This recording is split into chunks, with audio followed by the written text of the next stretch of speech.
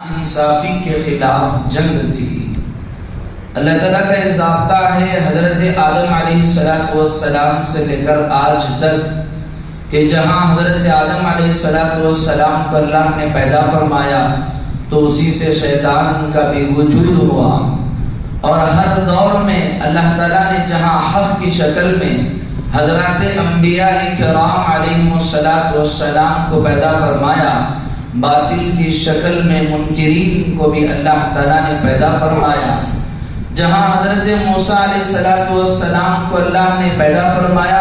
وہیں فرعون کی بھی ولادت ہوئی کہ جو حضرت موسیٰ علیہ السلام کا مخالف تھا،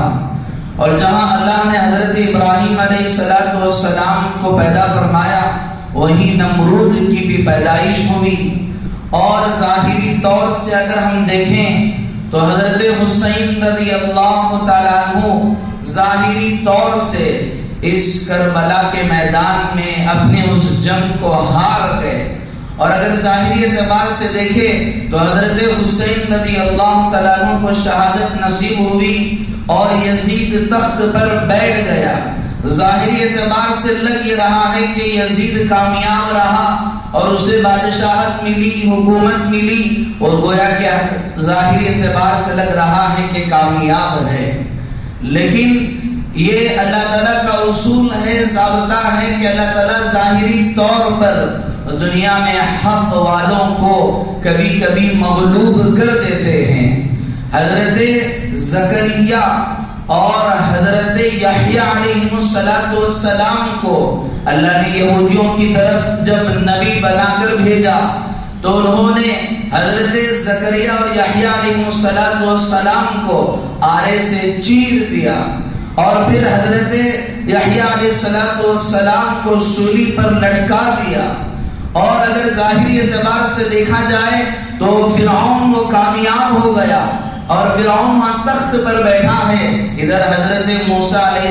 السلام وہ مصر چھوڑ کر جا رہے ہیں، اور ظاہری اعتبار سے دیکھے تو نمرود تخت پر بیٹھا ہے اور حضرت ابراہیم وہ اپنا ملک چھوڑ کر جا رہے ہیں، اور ظاہری اعتبار سے اگر دیکھیں حضرت محمد الرسول اللہ صلی اللہ علیہ وسلم مکہ مکرمہ میں وہ سرب سجدہ ہیں، سرب سجود ہیں، وہاں پر ابو جہل ابو لہب وہ اپنی سرداری کا دعویٰ کر رہے ہیں۔ ظاہری اعتبار سے لگ یہ رہا ہے کہ یہ لوگ کامیاب ہیں اور یہ لوگ ناکام ہیں، لیکن حقیقت وہ نہیں ہے۔ یہ ظاہری طور پر کامیابی ہے، لیکن حقیقی کامیابی تو اللہ حق ہی کو نصیب کرنے والے ہیں۔ حضرت حسین رضی اللہ تعالیٰ عنہ کے شہید ہونے سے حضرت حسین رضی اللہ تعالیٰ عنہ کے مرتبے میں ذرا برابر بھی کمی نہیں آئے گی، نہ آئی ہے نہ آئے گی۔ یہی وہ حضرت حسین رضی اللہ تعالیٰ عنہ ہیں جن کی شہادت کی گواہی اور جن کی عظمت کی گواہی خود قرآن مجید دیتا ہے۔ یہی وہ حضرت حسین رضی اللہ تعالیٰ عنہ ہیں کہ جن کی ولادت سیدۃ النساء اہل الجنہ کہ تمام جنتی عورتوں کی سردار حضرت فاطمہ رضی اللہ تعالیٰ عنہ کے بطن مبارک میں ہوئی ہے۔ یہی وہ حضرت حسنین ہیں جن کے والد حیدر کرار حضرت علی اللہ تعالیٰ عنہ ہیں۔ یہی وہ حضرت حسنین ہیں جن کے نانا ہم سب کے محبوب رسول حضرت محمد الرسول اللہ صلی اللہ علیہ وسلم ہیں۔ یہی وہ حضرت حسنین ہیں جنہوں نے اللہ کے رسول صلی اللہ علیہ وسلم کے آپ کے کندھے مبارک پر آپ نے چڑھ کر نبوت کی گواہی دی ہے۔ اس شہادت سے حضرت حسین کی شان میں، حضرت حسین کے مرتبے میں ذرا برابر بھی فرق آنے والا نہیں ہے۔ قرآن خود اس کی گواہی دے رہا ہے۔ خطبے میں میں نے ایک آیت کریمہ کی تلاوت کی ہے جس میں اللہ جل جلالہ عما نوالہ ارشاد فرما رہے ہیں۔ علماء نے اس آیت کا شان نزول یہ لکھا ہے کہ اللہ کے رسول صلی اللہ علیہ وسلم کے دربار میں نجران کے علاقے کے قبیلے کے کچھ عیسائی اللہ کے رسول صلی اللہ علیہ وسلم کے دربار میں آئے، اور آ کر کہا، انہوں نے اعلان کیا کہ ہم یہ مانتے ہیں کہ حضرت عیسیٰ علیہ السلام وہ اللہ کے بیٹے ہیں، اور پھر وہ حضرت عیسیٰ علیہ السلام وہ خود خدا بھی ہیں، یعنی عقیدہ تثلیث کے قائل تھے۔ اللہ کے رسول صلی اللہ علیہ وسلم نے ارشاد فرمایا، ان مثل عیسیٰ عند اللہ کمثل آدم، کہ دیکھو ہمارے لیے حضرت عیسیٰ علیہ السلام نہ تو اللہ کے بیٹے ہیں، نہ تو وہ خدا ہیں، بلکہ ہمارے لیے کیا ہیں؟ ان مثل عیسیٰ عند اللہ کمثل آدم، ہمارے لیے حضرت عیسیٰ علیہ السلام کی مثال ایسی ہے جس طرح حضرت آدم کی طرح ہے، جس طرح اللہ تعالیٰ نے خلقہ من تراب ثم قال له کن فیکون، اللہ تعالیٰ نے حضرت آدم علیہ السلام کو مٹی سے پیدا کیا، اور پھر اللہ تعالیٰ کا حکم ہوا کن فیکون، کن اللہ کا حکم ہوگا، ہوا تو فیکون، اس میں اللہ تعالیٰ نے حضرت آدم کے اس پتلے میں روح کو ڈال دیا۔ تو یعنی کہ حضرت آدم جس طرح بغیر باپ ماں اور باپ کے پیدا ہوئے ہیں، اسی طرح حضرت عیسیٰ علیہ السلام بھی وہ بغیر باپ کے پیدا ہوئے ہیں، نہ تو وہ اللہ کے بیٹے ہیں، نہ تو وہ خدا ہیں۔ ثم قال له كن فيكون الحق من ربك فلا تكن من الممترين، اللہ کے رسول صلی اللہ علیہ وسلم نے ارشاد فرمایا کہ دیکھو اب حق واضح ہو گیا ہے، اب اس میں ذرا برابر بھی شک نہیں کرنا چاہیے۔ لیکن جو عیسائیوں کا وفد تھا انہوں نے کہا کہ نہیں، آپ جھوٹے ہو، ہم سچے ہیں۔ فَإِن تَوَلَّوْا فَقُلْ تَعَالَوْا نَدْعُ أَبْنَاءَنَا وَأَبْنَاءَكُمْ وَنِسَاءَنَا وَنِسَاءَكُمْ وَأَنفُسَنَا وَأَنفُسَكُمْ ثُمَّ نَبْتَهِلْ فَنَجْعَلْ لَعْنَةَ اللَّهِ عَلَى الْكَاذِبِينَ۔ پھر اللہ کے رسول صلی اللہ علیہ وسلم نے ارشاد فرمایا، اگر تم میری اس بات سے روگردانی کرتے ہو تو آؤ ندعو ابناءنا و ابناءکم، تم اپنے باپ، تم اپنے بیٹوں کو بلاؤ، تم اپنے خاندان کو بلاؤ اور اپنے عورتوں کو بلاؤ، اور ہم بھی اپنے بیٹوں کو اور اپنے عورتوں کو بلاتے ہیں، اور پھر ایک میدان میں جاتے ہیں، اور ایک میدان میں جا کر ہم مباہلہ کرتے ہیں۔ اور مباہلہ کیسا؟ ہم یہ کہتے ہیں کہ جو جھوٹا ہے اس پر اللہ کی لعنت آئے اور اللہ کا عذاب آئے۔ پھر وہ قبیلہ وہ نجران کا وفد چلا گیا، جو دن متعین کیا گیا تھا، دوسرے دن وہ لوگ آئے، اور جو عیسائی اپنے ساتھ اپنے بچوں کو، اپنے اولاد کو، اپنی عورتوں کو سونے اور جواہرات کو لے کر آئے، اور ادھر اللہ کے رسول صلی اللہ علیہ وسلم نے سب سے پہلے اپنے ساتھ اگر کسی کو لیا تو وہ حضرات حسنین کو لیا، اور حضرت فاطمہ الزہرا رضی اللہ تعالیٰ عنہا کو لیا۔ اللہ کے رسول صلی اللہ علیہ وسلم چاہتے تو خلفائے راشدین کو لیتے، حضرت ابو بکر کو لیتے، حضرت عمر کو لیتے، حضرت عثمان کو لیتے، عشرہ مبشرہ کو لیتے، لیکن اللہ کے رسول صلی اللہ علیہ وسلم نے سب سے پہلے اس مجلس میں اگر شامل کیا تو وہ حضرات حسنین کو شامل کیا۔ اور پھر جب وہ اس مباہلے کے لیے تشریف لے جا رہے تھے، اتنے میں اس عیسائی کا جو قافلہ تھا، اس کے جو پادری تھے اور جو اس کے سردار تھے، انہوں نے جب دیکھا اللہ کے رسول صلی اللہ علیہ وسلم کو اور حضرات حسنین کو دیکھا تو اپنے قبیلے والوں سے کہا، ارے لوگوں رک جاؤ، ذرا دیکھ بھی رہے ہو کہ اس قبیلے میں کیسے لوگ ہیں، یہ ایسے لوگ ہیں اگر یہ اللہ کی بارگاہ میں ہاتھ اٹھا دے تو یہ جو مدینے کے پہاڑ ہیں ان پہاڑوں سے آگ نکل جائے،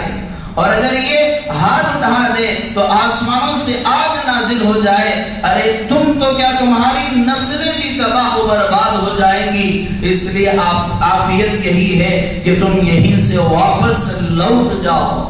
قرآن مجید میں اس واقعے کا تذکرہ کیا گیا ہے، اللہ کے رسول صلی اللہ علیہ وسلم نے اس عظیم موقع پر وہ حضرات حسنین کو شامل کیا ہے۔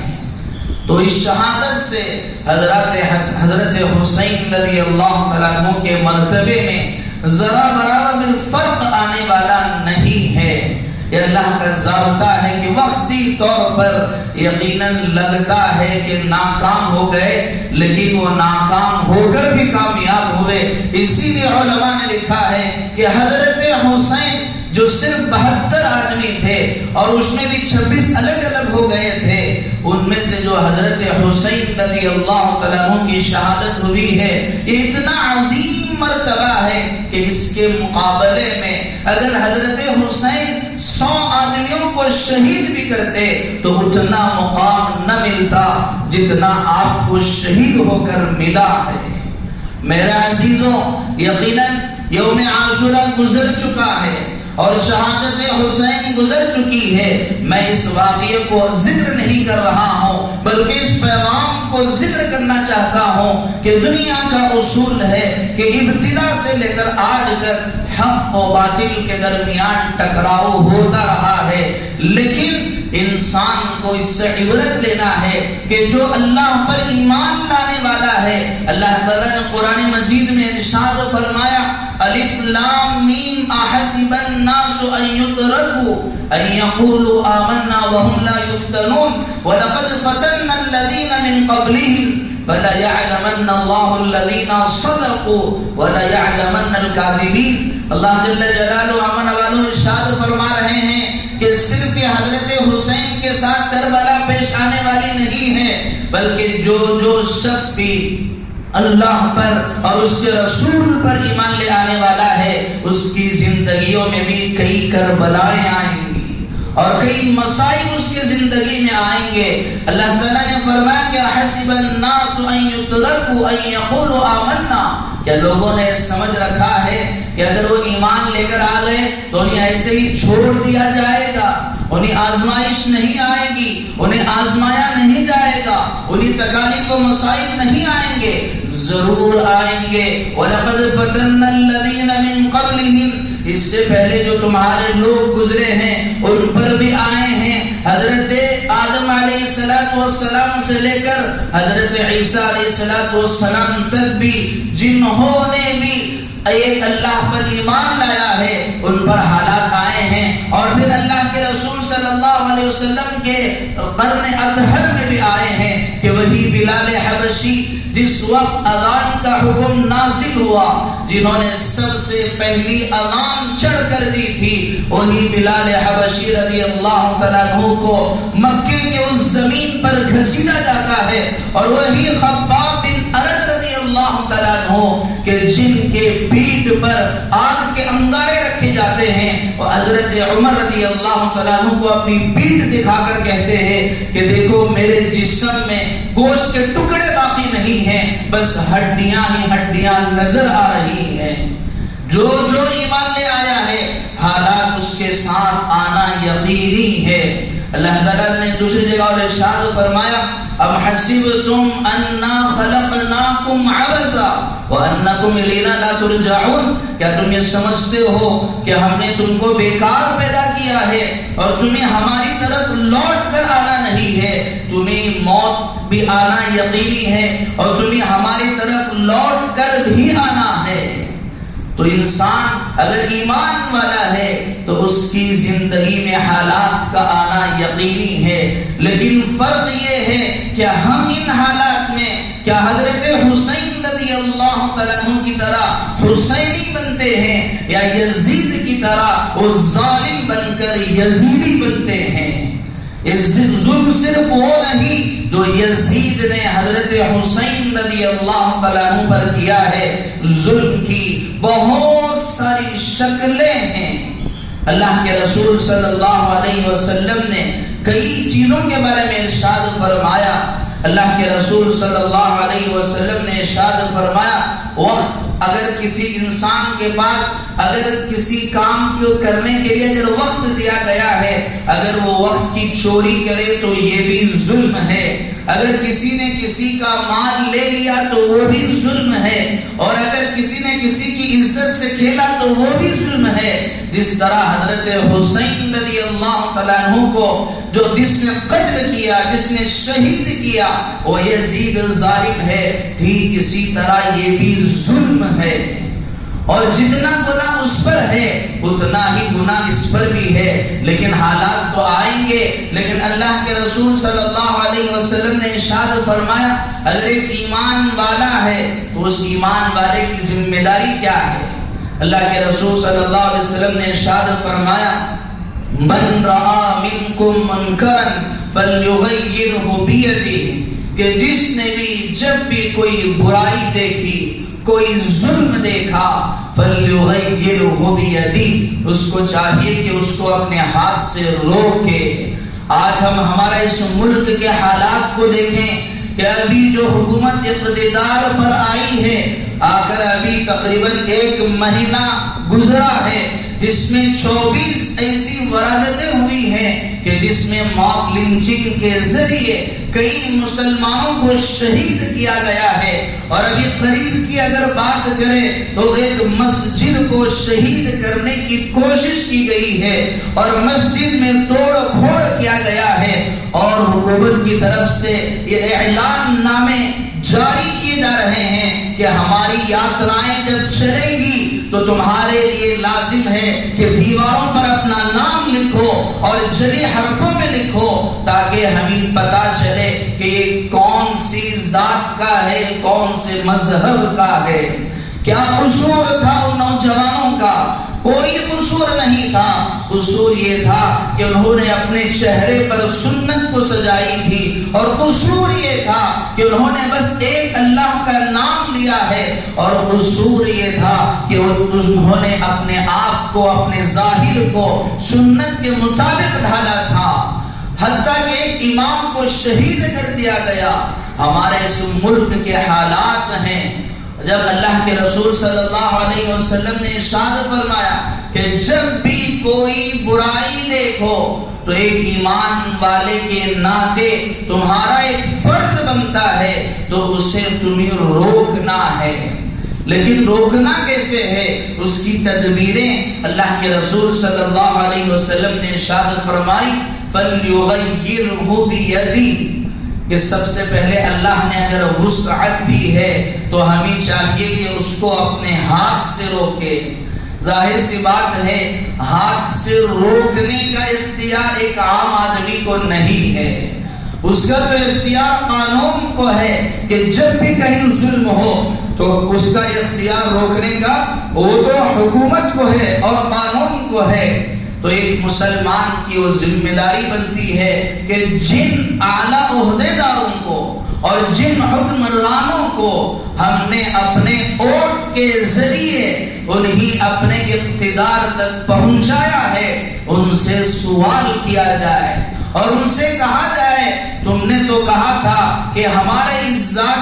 ان مسائل کو حل کیا جائے گا، تو ایک ایمان والے کا فرض بنتا ہے اس کی بات اوپر تک پہنچائے۔ اسی لیے شیخ الحدیث حضرت اقدس مولانا زکریا صاحب رحمت اللہ علیہ نے اپنی کتاب میں لکھا ہے کہ اگر کوئی شخص ایسا ہے کہ جس کی رسائی اور جس کی پہنچ اگر وہ حکومت تک ہے، اگر وہ کسی مسلمان کے مسئلے کو اوپر تک پہنچاتا ہے تو اس کا یہ اوپر تک پہنچانا بھی اس کے لیے صدقے کا ثواب رکھتا ہے،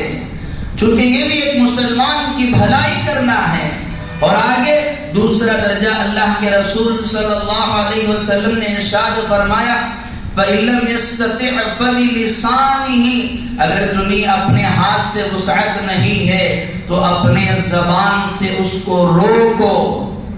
ظلم کے خلاف بولو۔ شہادت حسین اسی کا پیغام دیتی ہے کہ نہ تو ظالم بنو اور نہ ہی ظلم کے خلاف خاموش رہو۔ جس طرح حضرت حسین رضی اللہ تعالیٰ عنہ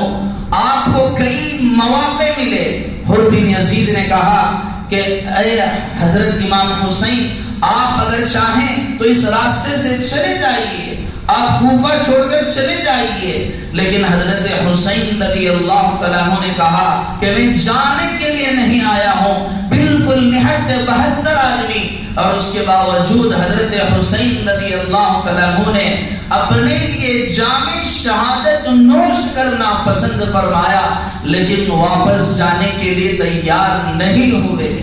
اسی لیے کہا کہ یہ جو جنگ تھی یہ کوئی حکومت کے لیے، مرتبے کے لیے، عہدے کے لیے نہیں، بلکہ حق و باطل کی جنگ تھی۔ تو جس آدمی کو اللہ نے وسعت دی ہے وہ اپنے زبان کے ذریعے سے روکے، ظلم کے خلاف آواز اٹھائیں اور ظلم کو برداشت نہ کیا جائے۔ اور تیسرا درجہ اللہ کے رسول صلی اللہ علیہ وسلم نے ارشاد فرمایا کہ آج کے اس دور میں اگر کہیں ظلم ہو رہا ہے، کوئی برائی ہو رہی ہے، اگر تمہیں کچھ بھی وسعت نہیں ہے، تمہارے اختیار میں کچھ بھی نہیں ہے، کم سے کم اس کو فَإِن لَّمْ يَسْتَطِعْ فَبِقَلْبِهِ وَذَلِكَ أَضْعَفُ الْإِيمَانِ، کم سے کم اس کو اپنے دل سے تو برا سمجھو، کم سے کم اس کی برائی تو کرو کہ اس طرح کا کرنا غلط ہے۔ لیکن آج کے اس دور میں ہر انسان اپنے آپ میں اتنا مصروف ہے، اس کا ذہن اس طرح بن گیا ہے کہ جو چاہے جیسا چاہے کرے، ہمیں اس سے لینا دینا نہیں ہے، وہ جانے اور وہ اس کا معاملہ جانے۔ ایک مسلمان کی یہ شان ہو نہیں سکتی۔ اسی کو کسی شاعر نے کہا، خنجر چلے کسی پہ تو تڑپتے ہیں ہم امیر، خنجر چلے کسی پہ تو تڑپتے ہیں ہم امیر، سارے جہاں کا درد ہمارے جگر میں ہے، کچھ نہ کم تھی طاعت کے لیے کرو بیا۔ اللہ تعالیٰ نے اگر عبادت ہی کے لیے انسان کو پیدا کرنا تھا تو بے شمار فرشتے تھے، لیکن اللہ تعالیٰ نے جو انسان کو پیدا کیا ہے وہ ہمدردی کے لیے پیدا کیا ہے۔ میرے عزیزو، یہ حقیقت میں پیغام تھا شہادت حسین کا، لیکن ہم نے بجائے اس کو لینے کے ہم خرافات میں مبتلا ہو گئے۔ امام ابو محمد دارمی رحمت اللہ علیہ جو مشہور محدث ہیں، فقیہ ہیں، حضرت عبداللہ ابن مسعود رضی اللہ تعالیٰ عنہ سے روایت بیان کرتے ہیں، اللہ کے رسول صلی اللہ علیہ وسلم نے ارشاد فرمایا کہ تمہارا اس وقت کیا حال ہوگا کہ جس موقع پر تمہارے ادھیر عمر کے لوگ اسی عمر میں بوڑھے ہو جائیں گے اور بچے وہ بچپنے میں جوان ہو جائیں گے، اور کیا حال ہوگا تمہارے وقت جس موقع پر تم بھلائی کو برائی سمجھنے لگو گے اور برائی کو بھلائی سمجھنے لگو گے۔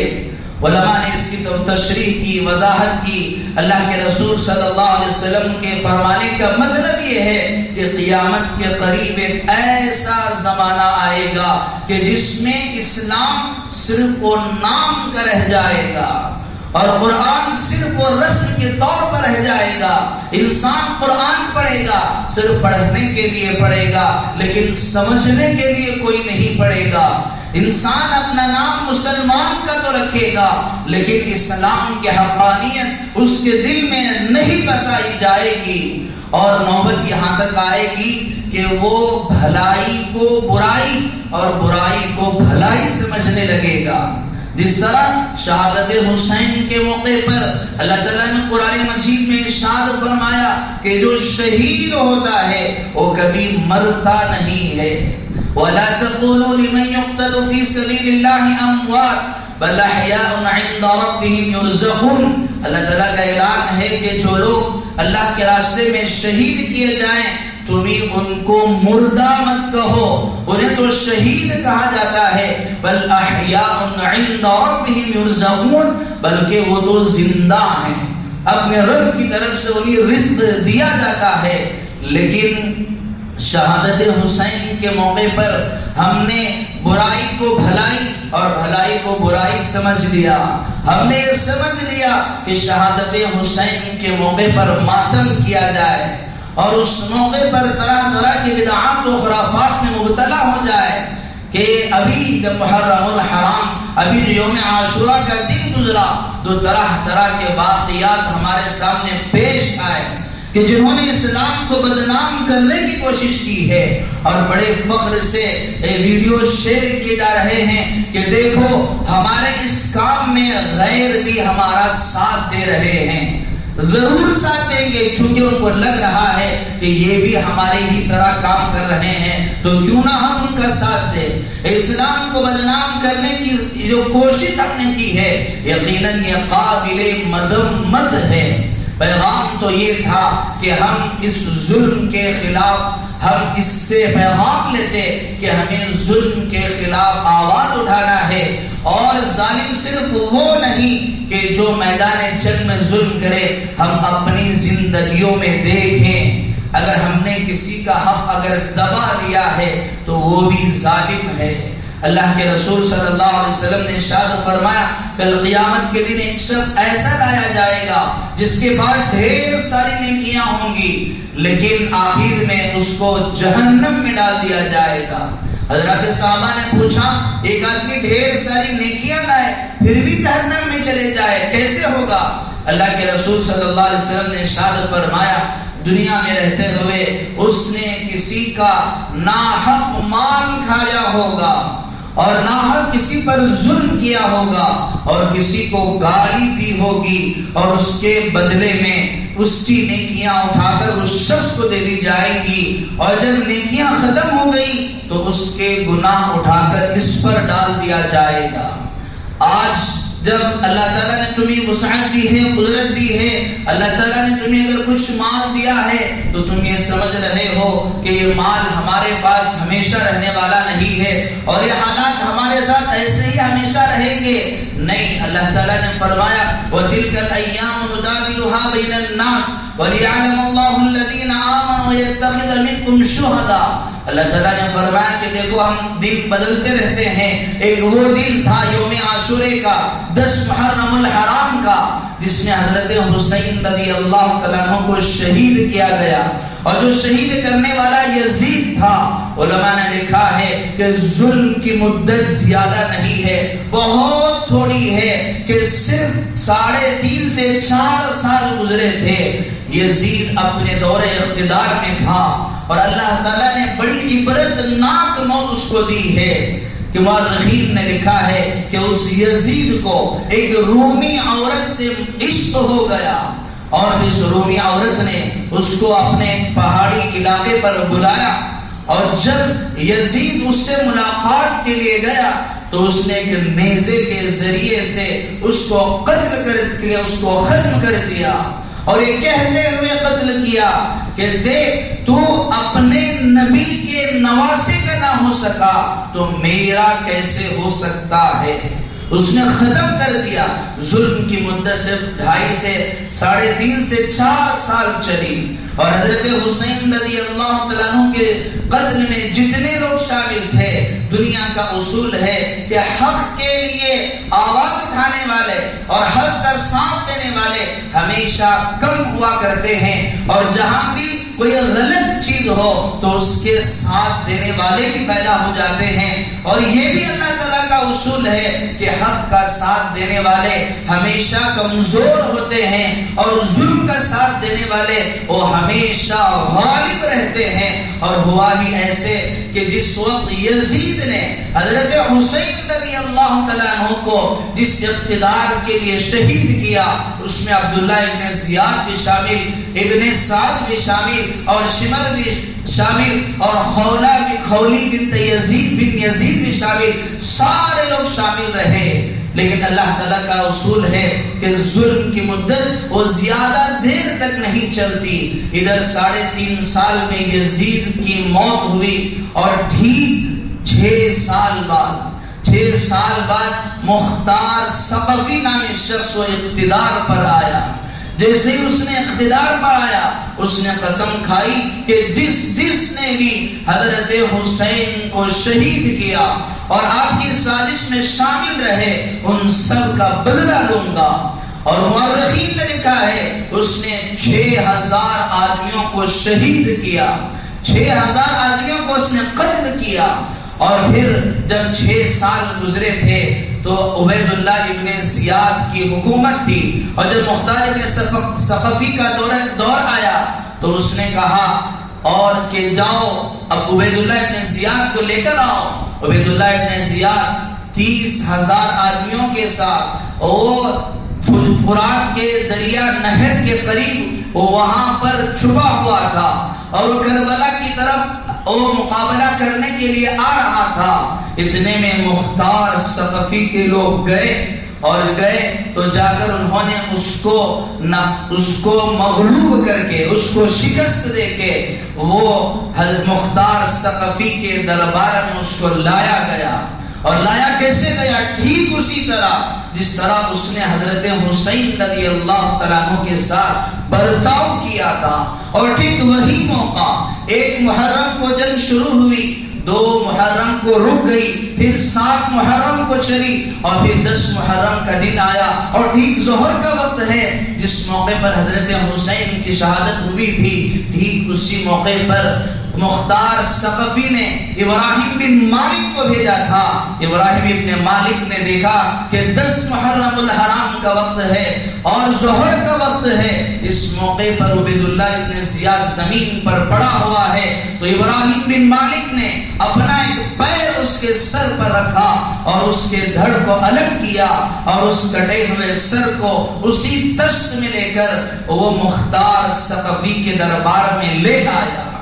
اور یہی ٹھیک وقت تھا جس موقع پر عبید اللہ ابن زیاد نے نواسہ رسول حضرت حسین رضی اللہ تعالیٰ عنہ کو جب شہید کیا تو آپ کے اس سر مبارک کو وہ تشت میں لے کر دربار میں لے کر آیا اور لے کر آ کر وہ اپنی چھڑی کے ذریعے حضرت حسین رضی اللہ تعالیٰ عنہ کے ان لبوں پر مارنے لگا۔ اتنے میں وہاں اور کہنے لگا، میں نے کہا تھا کہ تو میری بات مان لیتا تو آج تیری نوبت نہ آتی، اور کہنے لگا تو برا ہے۔ جیسے یہ کہنا تھا اسی مجلس میں ایک صحابی رسول تھے حضرت بریدہ اسلمی رضی اللہ تعالیٰ عنہ نے کہا، ارے تم اس نواسہ رسول کے لبوں پر تم چھری مارتے ہو، ارے ذرا رک جاؤ، یہی وہ لب مبارک ہیں جس پر میں نے حضرت محمد الرسول اللہ صلی اللہ علیہ وسلم کو بوسہ دیتے ہوئے دیکھا ہے۔ ارے یہ برے نہیں، تو برا ہے، تیرا خاندان برا ہے اور تیری نسل ہی بری ہے۔ ایک وہ وقت تھا اور پھر 6 سال کا دور آیا، اللہ تعالیٰ نے اس کے سارے تخت کو پلٹ دیا اور ٹھیک وہی دور لوٹ کر آیا اور پھر اس کٹے ہوئے سر عبید اللہ ابن زیاد کے سر کو تشت میں رکھا گیا۔ ساری مجلس میں ندائیں آنے لگی کہ آج سے 6 سال قبل اس نے کہا تھا کہ حضرت حسین برے ہیں۔ یہ سب کہنے لگے کہ یقیناً تو برا ہے، حضرت حسین یقیناً سچے اور اچھے تھے۔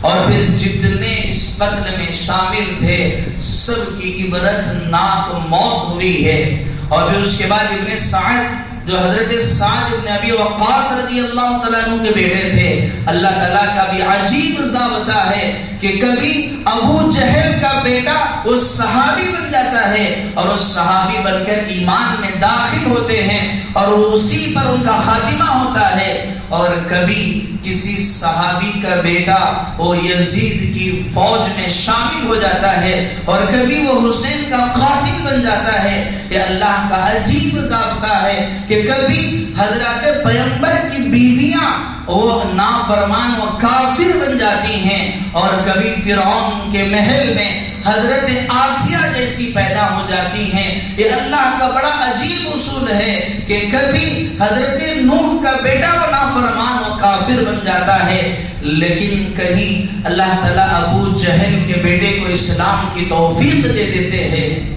یہاں بھی ٹھیک اسی طرح ہوا کہ ابن سعد جو ایک صحابی رسول کا بیٹا تھا، لیکن جب باری آئی تو مختار ثقفی نے اس کو بھی نہ چھوڑا۔ جیسے ہی مختار ثقفی کا دور آیا تو کوفہ سے جتنے بھی حضرت حسین رضی اللہ تعالیٰ عنہ کے قاتل تھے وہ کوفہ چھوڑ کر بھاگ گئے، لیکن جو ابن سعد تھا وہ مختار ثقفی کا بڑا گہرا دوست تھا۔ اس نے کہا کہ مجھے تو کچھ نہیں کرے گا، وہ تو مختار تو میرا دوست ہے۔ لوگوں نے کہا کہ نہیں وہ کسی کو بخشے گا نہیں، تو اس نے کہا کہ نہیں وہ تو میرا دوست ہے۔ اور جب مختار ثقفی کا دور آیا تو اس نے کہا کہ ابن سعد کہاں ہے؟ لوگوں نے کہا کہ وہ فلاں جگہ پر ہے، تو مختار ثقفی نے اپنے بیٹے حفص سے کہا کہ جاؤ ابن سعد کو لے کر آؤ۔ وہ حفص گئے تو دیکھا اپنے کمرے میں بند ہے اور بالکل گوشہ نشینی اختیار کیے ہوئے ہیں۔ جب بیٹے اور مختار ثقفی کا قافلہ گیا تو انہوں نے کہا کہ میں آ نہیں سکتا، میں تو عبادتوں میں لگا ہوا ہوں۔ لوگوں نے جا کر کہا کہ وہ عبادتوں میں لگے ہوئے ہیں، گوشہ نشینی اختیار کر لیے ہیں اور وہ ایک اللہ اللہ کہتے ہوئے بیٹھے ہیں، ادھر آنا نہیں چاہ رہے ہیں۔ مختار ثقفی نے کہا ارے آج اس کو اللہ یاد آ رہا ہے۔ کہاں گیا؟ جس وقت اس نے حضرت حسین رضی اللہ تعالیٰ عنہ کو شہید کیا، اس نواسے رسول کو جس کے بارے میں اللہ کے رسول صلی اللہ علیہ وسلم نے ارشاد فرمایا کہ حضرات حسنین یہ جنت کے پھول ہیں، مجھے ان کے سروں سے جنت کی خوشبو آتی ہے۔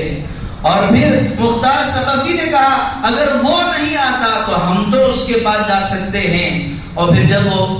ان کے پاس گیا مختار ثقفی اپنے قافلے کو لے کر، اور انہوں نے کہا کہ نہیں، میں نے تو ساری چیزوں سے عہد کر لیا ہے، اب میں چاہتا ہوں کہ مجھے معاف کر دیا جائے۔ مختار ثقفی نے کہا کہ ہر چیز کی معافی ہو سکتی ہے، لیکن حضرت حسین کے قتل کی معافی نہ دنیا میں ہوگی نہ آخرت میں ہوگی۔ نہ دنیا میں تجھے بخشوں گا، نہ آخرت میں تیرا خدا تجھے بخشے گا۔ اور پھر اس کے بعد اس کو بھی شہید کیا گیا۔ اور پھر اسی طرح شمر اور اسی طرح خولی بن یزید، کہ وہ خولی بن یزید جو انعام کے چکر میں لوگوں میں اعلان کرتا ہوا پھرتا تھا کہ میں ہی ہوں جس نے حضرت حسین کے سر کو اپنے تن سے جدا کیا تھا،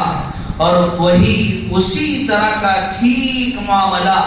اللہ تعالیٰ نے دوبارہ اس کو لوٹایا۔ اور مختار ثقفی نے سارے لوگوں کو جمع کیا، اور جمع کرنے کے بعد اس سے کہا کہ تو کیا کہا کرتا تھا؟ اس نے کہا کہ میں نے نہیں کیا ہے، بس میں تو انعام کی چکر اور لالچ میں اعلان کیا کرتا تھا۔ انہوں نے کہا اگر تُو نے جدا نہیں کیا ہے تجھے بھی تیرے سر کو الگ نہیں کیا جائے گا۔ اور پھر اس کے بدن پر تلوار سے زخم کیے گئے۔ غرض میرے عزیزوں، مجھے اس واقعے کو عرض کر کے یہ کہنے کا مقصد یہ ہے کہ حضرت حسین رضی اللہ تعالیٰ عنہ نے ظلم کے خلاف اپنے لیے اپنی وان کرنا پسند فرمایا۔ تو یہ جو شہادت حسین ہے ہمیں یہ پیغام دے رہا ہے کہ ہمیں بھی ظلم کے خلاف آواز اٹھانا ہے، نہ تو ظالم بننا ہے اور نہ ہی ظلم کو برداشت کرنا ہے۔ اور ظلم یہ نہیں کہ صرف تلوار لے کر اور کسی کو مارا جائے، ظلم ہماری زندگیوں میں بھی ہو سکتا ہے۔ اگر ہم نماز نہیں پڑھ رہے ہیں تو ہم اپنے آپ پر ظلم کر رہے ہیں۔ شہادت حسین کا پیغام کہ حضرت حسین رضی اللہ تعالیٰ عنہ جب 72 لوگ تھے، نماز کا وقت آیا، قضا ہونے کا وقت قریب تھا، حضرت حسین نے کہا کہ نماز قضا نہیں ہوگی، اس لیے صلاۃ الخوف پڑھی جائے گی، آدھے نماز پڑھیں گے آدھے جنگ کے لیے جائیں گے۔ یہ پیغام ہمیں دے رہے ہیں کہ نماز کسی حالت میں معاف نہیں ہے۔ اگر کھڑے ہو کر پڑھ نہیں سکتے تو بیٹھ کر پڑھ لینا، بیٹھ کر نہیں پڑھ سکتے تو لیٹ کر پڑھ لینا، لیٹ کر بھی پڑھ نہیں سکتے تو اشارے سے پڑھ لینا، اگر وضو نہیں کر سکتے تو تیمم کر لینا، اگر امن میں ہو تو بھی نماز پڑھنا، اگر قصر میں ہو تو بھی نماز پڑھنا، حضر میں ہو تو بھی نماز پڑھنا۔ جہاں بھی جاؤ نماز تمہیں معاف نہیں ہے، حتیٰ کہ اگر جنگ کا موقع بھی آ جائے تو بھی تمہارے لیے نماز معاف نہیں ہے۔ یہی شہادت حسین کا پیغام ہے۔ اس پیغام کو ہمیں اپنی زندگیوں میں داخل کرنا ہے۔ اللہ مجھے اور آپ کو عمل کرنے کی توفیق عطا فرمائے۔ آمین۔ وآخر دعوانا ان الحمد للہ رب العالمین۔